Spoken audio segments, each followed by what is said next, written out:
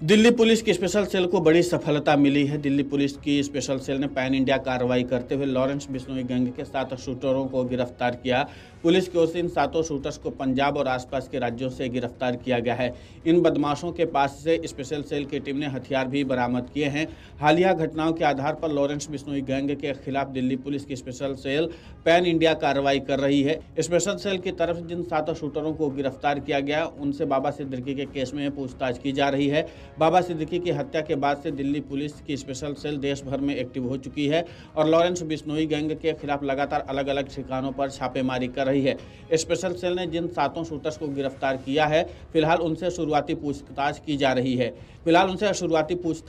है। महाराष्ट्र के मुंबई में 12 अक्टूबर को पूर्व मंत्री और एनसीपी नेता बाबा सिद्दीकी की कुछ अज्ञात लोगों ने गोली मारकर हत्या कर दी थी। हत्याकांड के बाद लॉरेंस बिश्नोई गैंग का नाम उजागर हुआ था। मामले में मुंबई पुलिस ने बीते बुधवार को 3 लोगों को गिरफ्तार किया था, जिनकी पहचान रुपेश राजेंद्र मेहोल, करण राहुल साल्वे और शिवम अरविंद कोहाड़ के रूप में हुई है।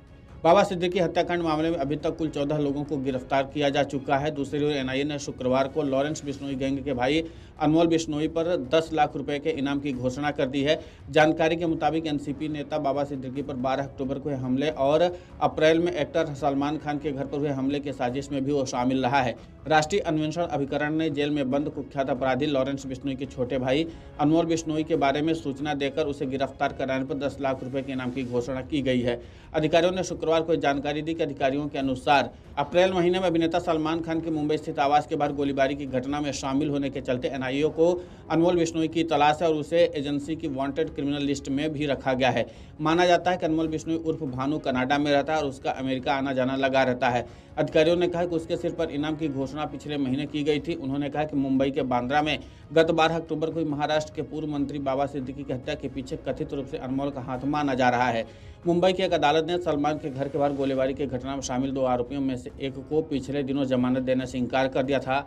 अदालत ने कहा था कि उन्होंने अनमोल बिश्नोई के कहने पर सलमान को मारने की मंशा से या इसकी जानकारी होते हुए भी इस काम को अंजाम दिया था। पंजाब के फजिल्का निवासी अनमोल और लॉरेंस को मामले में वांछित आरोपी के तौर पर दर्शाया गया है। लॉरेंस इस समय गुजरात की साबरमती जेल में बंद है। सलमान खान के घर के बाहर गोली चलाए जाने की घटना की जिम्मेदारी लेने वाले अनमोल बिश्नोई के खिलाफ लुकआउट सर्कुलर जारी भी कर दिया गया है।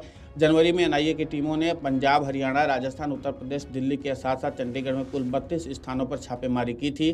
छापेमारी में 2 पिस्तौल, 2 मैगजीन और गोला बारूद के अलावा 4,60,000 रुपए की नकदी, दस्तावेज और डिजिटल डिवाइस भी बरामद किए गए थे। जनवरी में एनआईए ने जिन मामलों में छापेमारी की वे प्रतिबंधित आतंकवादी संगठन बीकेआई और देश में सक्रिय आतंकवादी गैंगस्टर नेटवर्क द्वारा की जा रही आतंकी गतिविधियों से संबंधित है।